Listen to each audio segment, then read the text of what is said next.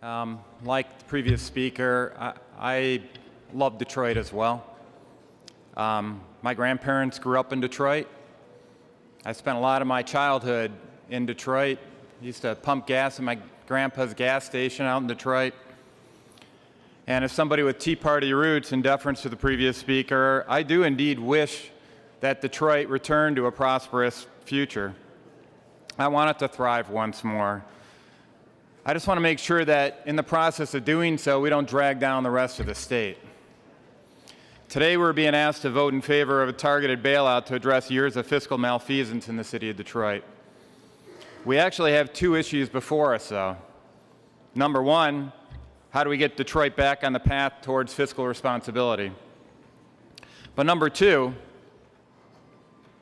we need to know what will be the state policy pertaining to municipal bankruptcies, recognizing that how we respond to the Detroit bankruptcy will set a precedent for how the state addresses future bankruptcies.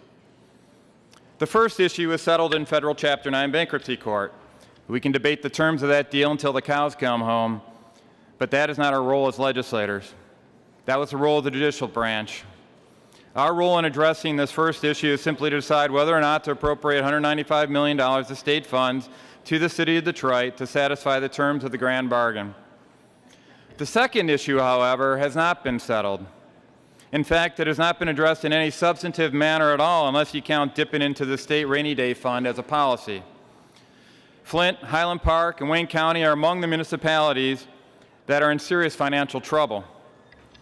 They are next in line for whatever state bankruptcy policy we establish in the resolution of the Detroit bankruptcy. Are we going to dip into the rainy day fund to bail out all of these communities? The Detroit bankruptcy vote has been long in the making. We have known this day was coming for many months, long before our state budget was ever prepared. Late last fall, I proposed a solution to this problem that not only addresses the Detroit bankruptcy, but also address road funding and the chronic underfunding of local units of government. It was ignored in favor of a solution that forces us to dip into the rainy day fund. My proposed solution featured state fiscal belt-tightening, not breaking into the state piggy bank. It would necessarily require financial sacrifices in other areas of the budget, but I believe that there is a path to digging Detroit out of a deep financial hole with existing resources in a manner that respects the intent of our Constitution. This proposal would be to fund Detroit and the other municipalities in the state according with existing guidelines for statutory revenue sharing. If Detroit needs an additional $195 million, and Detroit currently receives roughly 50% of the revenue sharing, then another $195 million would need to be distributed to other municipalities. We would put stipulations on this incremental revenue sharing such that it must first be applied to any outstanding debt obligations before applying it to other municipal expense items. In this way, Detroit would still receive the funds necessary to address their current financial situation and the terms of the grand bargain, but we would do so in a manner that respects the equal benefit clause of the Michigan Constitution. Now, one of my chief concerns is that however we address the Detroit emergency, it will be setting a precedent for how we treat similar financial emergencies throughout the state and, frankly, even throughout our country, in light of the lemming approach to policymaking that sometimes takes center stage in our country. By distributing additional funds to other municipalities with the above stipulation, we would not only make a dent in the outstanding debt obligations of municipalities currently in financial distress, but we would also encourage better financial behavior by rewarding communities that have been more responsible with their financial management practices. It would reward these communities with more money for roads or sewer systems or other community improvements. Or, in a novel approach, the local officials could actually return the money to their constituents. What is the problem with this approach? Well, finding $390 million in funding. It's the same problem we face with road funding. Our state tax revenue has been increasing as a result of our economic growth dividend. We have grown our state revenue by $971 million since 2013, and overall we had almost $1.4 billion in general funds available to distribute to budgets for fiscal year 15. Where has the money gone?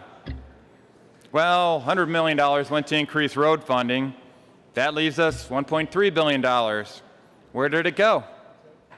Remember, we knew this day was coming months before the budgets were prepared. Why didn't we set aside $195 million or $390 million to address this issue in the fiscal year 15 budget? It comes down to priorities. I would argue that funding the grand bargain is higher priority than film credits or the expansion of early childhood credits or the expansion of Medicaid. I would argue that funding our roads is a higher priority than these line items as well. I remain concerned that we continue to box ourselves into dead-end solutions that lead to bigger government. Medicaid expansion and road funding strategies based on tax increases take our state in the wrong direction if our destination is the prosperity of all of our citizens. We need to tighten our state spending belts, not break open the piggy bank. Now, caught in the directional crossfire are retirees of the city of Detroit. They are arguably the most vulnerable citizens as they often rely solely upon their retirement income to make ends meet. That is why I've been working hard with them to provide health care options that stretch existing dollars to provide them with quality health care. These options are based on my patient-centered care solution that I offered as an alternative to Medicaid expansion. Right now, we all need to work on a way to ensure a fiscally healthy Michigan.